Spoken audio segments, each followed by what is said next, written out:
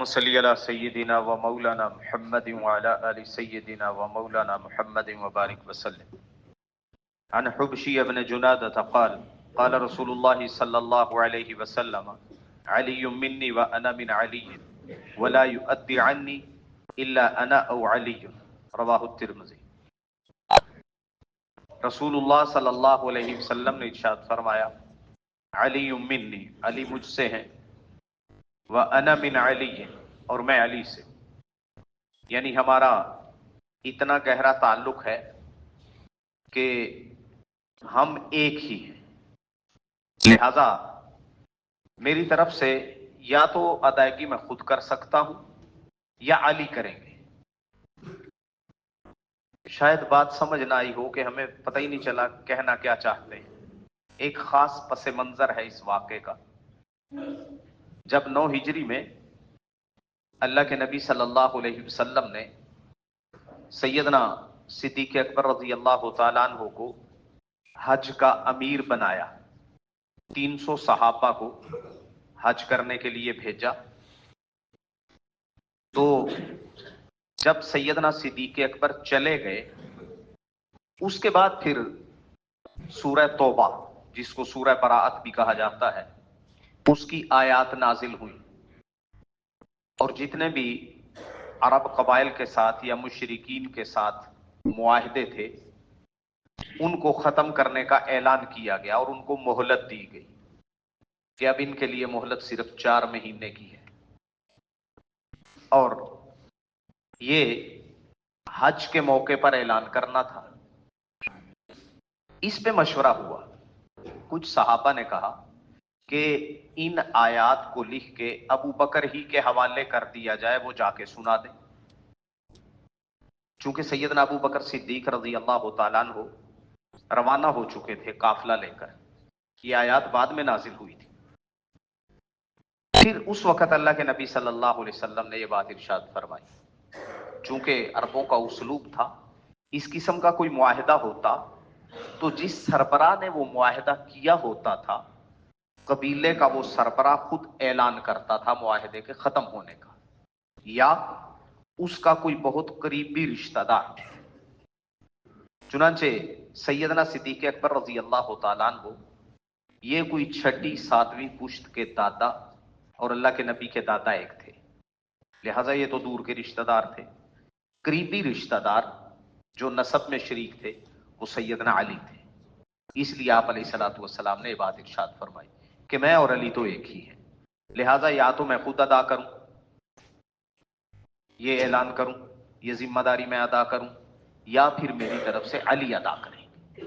پھر یہ بات ارشاد فرمائی. اور آپ علیہ الصلوۃ والسلام خود کیوں نہیں تشریف لے گئے تھے؟ اس کی وجہ یہ ہے کہ ان آیات کے نازل ہونے سے پہلے مشرکوں کو اجازت تھی، طواف کے لیے آیا کرتے تھے، اور قریش کے کچھ لوگوں کے علاوہ جن کو کچھ مذہبی رہنمائی حاصل تھی ان کے علاوہ باقی لوگ ننگے ہی طواف کرتے تھے. عورتیں بھی معمولی سا چیتھڑا لٹکا لیا کرتی تھیں آگے پیچھے، باقی بالکل ننگی ہوتی تھی. مرد بھی. تو ایسے ننگے مجمع میں جانا اللہ کے نبی صلی اللہ علیہ وسلم کا یہ تو مناسب نہیں تھا، نہ آپ کے منصب کے لائق تھا، نہ آپ کی شرم و حیا اور غیرت کے لائق تھا. اس لیے آپ علیہ الصلوۃ والسلام نے سیدنا علی رضی اللہ تعالیٰ عنہ کا انتخاب فرمایا اور پھر ان کو بھیجا. بلکہ سیدنا علی رضی اللہ تعالیٰ عنہ وہ ابھی سیدنا ابو بکر صدیق مقام یاجج ہی میں تھے، ابھی مکہ پہنچے نہیں تھے، وہیں جا کے وہ شریک ہو گئے تھے. اور پھر جا کے بتایا کہ مجھے اللہ کے نبی صلی اللہ علیہ وسلم نے بھیجا ہے، یہ خاص آیات نازل ہوئی ہیں ان آیات کا اعلان کرنے کے لیے. اس پہ بڑی لمبی چوڑی ابحاث کرتے ہیں کچھ لوگ جن کو اپنی قبریں کالی کرنے کا شوق ہے. وہ کہتے ہیں جی سیدنا ابو بکر صدیق پہ اگر اعتماد ہوتا تو وہی اعلان کرتے، امیر تو وہ تھے. حالانکہ آیات ہی ان کے بعد نازل ہوئی. اور پھر جو رواج تھا عرب کا، اس رواج کا لحاظ رکھنا بھی ضروری تھا، ورنہ تو وہ نہ مانتے. اس لیے سیدنا علی رضی اللہ تعالیٰ عنہ کا انتخاب فرمایا. بلکہ مکہ فتح ہوئے تقریباً 1 سال سے کوئی 2-4 مہینے زیادہ گزر چکے تھے. اس وقت بھی ابھی مکے کے گرد و نواح میں ایسے لوگ موجود تھے جن کے اندر وہ جاہلیت والی باتیں باقی تھی. انہوں نے سیدنا علی رضی اللہ تعالیٰ عنہ کا مذاق بھی اڑایا جب انہوں نے کہا کہ 4 مہینے کی مہلت ہے. کہنے لگے 4 مہینے بھی دیکھ لیے جائیں گے، 4 مہینے تو بہت زیادہ ہے، مہینے بعد ہی تمہیں پتہ چل جائے گا. مہینے کی مہلت کافی ہے ہمیں، تو اس کے بعد ہی ہم سیدھا کر دیں گے. لیکن پھر ابھی سال بھی نہیں گزرا تھا، وہ سارے لوگ بھی مسلمان ہو چکے تھے. تو یہ پس منظر ہے. اس لیے اللہ کے نبی صلی اللہ علیہ وسلم نے ارشاد فرمایا کہ یا تو یہ ذمہ داری میں خود ادا کروں گا یا میری طرف سے علی ادا کریں گے. اس لیے سیدنا علی رضی اللہ تعالیٰ عنہ کو بھیجا، بلکہ آپ علیہ الصلوۃ والسلام نے اپنی اونٹنی قصوا وہ دے کے بھیجا تھا سیدنا علی رضی اللہ تعالیٰ عنہ کو، جس کی وجہ سے سیدنا ابو بکر صدیق رضی اللہ تعالیٰ عنہ پہلے تو یہی سمجھے کہ شاید اللہ کے نبی خود تشریف لا رہے ہیں، کیونکہ وہ قصوا کی چال ڈھال بھی پہچانتے تھے اور قصوا کی آواز بھی پہچانتے تھے.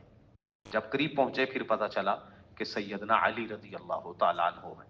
چنانچہ انہوں نے عرفات کے میدان میں الگ اعلان کیا، مینا میں الگ اعلان کیا، اور پھر سیدنا صدیق اکبر رضی اللہ تعالیٰ عنہ نے اس اعلان کو سارے خیموں سارے ڈیروں میں پہنچانے کے لیے صحابہ کی ڈیوٹیاں لگائی کہ عمومی مجمع میں چونکہ اعلان ہو چکا ہے، جن تک ابھی تک اطلاع نہیں پہنچی ان تک بھی یہ اطلاع جانی چاہیے. اللہ رب العزت سیدنا علی رضی اللہ تعالیٰ عنہ اور تمام صحابہ کی ہمیں بھرپور محبت نصیب فرمائے.